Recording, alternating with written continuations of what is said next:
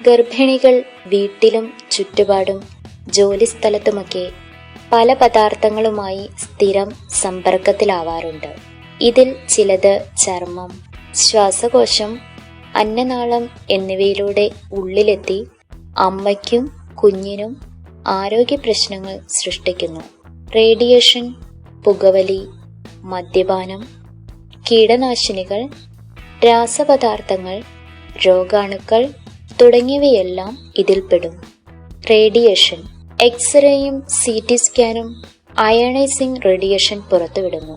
ഉയർന്ന അളവിൽ ionising radiation ഉപയോഗിച്ചാൽ കുഞ്ഞിന് അംഗവൈകല്യം, വളർച്ചക്കുറവ്, ഭാവിയിൽ ലുക്കീമിയ സാധ്യത തുടങ്ങിയവയ്ക്ക് വഴിവെക്കും.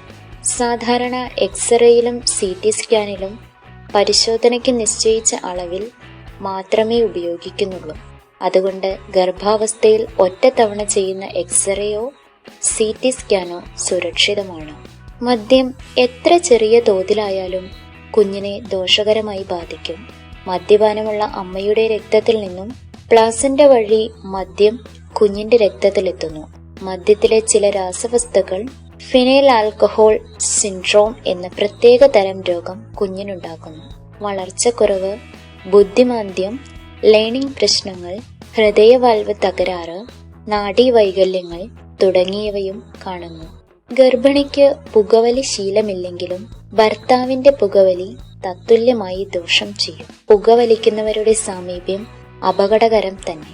മറുപിള്ള നേരത്തെ വിട്ടുപോകുക, മാസം തികയാതെ പ്രസവിക്കുക, തൂക്കക്കുറവുള്ള കുഞ്ഞുങ്ങൾ ജനിക്കുക തുടങ്ങിയ പ്രശ്നങ്ങൾ ഇതുമൂലമുണ്ടാകും. പ്ലാസ്റ്റിക്കും റബ്ബറും കത്തുന്ന പുക ശ്വസിക്കുന്നത് ഗർഭിണികൾക്ക് ദോഷകരമാണ്. കഴിയുന്നതും വീടിനടുത്ത് വെച്ച് ഇവ കത്തിക്കരുത്. അത്തരം സാഹചര്യങ്ങൾ ഉണ്ടാകുമ്പോൾ അവിടെ നിന്നും മാറി നിൽക്കുക. ഗർഭിണികൾക്ക് പിടിപെടുന്ന അണുബാധയുടെ തീവ്രത വളരെ കൂടുതലുമായിരിക്കും. ചില അണുബാധ അമ്മയെ വലുതായി ബാധിച്ചില്ലെങ്കിലും കുഞ്ഞിന് വളരെ ഹാനികരമാകും. ഉദാഹരണത്തിന് ടോക്സോപ്ലാസ്മോസിസ്. ഇത് അണുബാധയേറ്റ വളർത്തുമൃഗങ്ങളുടെ വിസർജന വസ്തുക്കളിൽ നിന്നോ മാംസഭക്ഷണത്തിൽ നിന്നോ പകരുന്നു. ഇത് ഗർഭത്തിന്റെ ആദ്യത്തെ 3 മാസത്തിനുള്ളിൽ വന്നാൽ കുഞ്ഞിനെ കൺജനിറ്റൽ ടോക്സോപ്ലാസ്മോസിസ് എന്ന രോഗം ബാധിക്കുന്നു.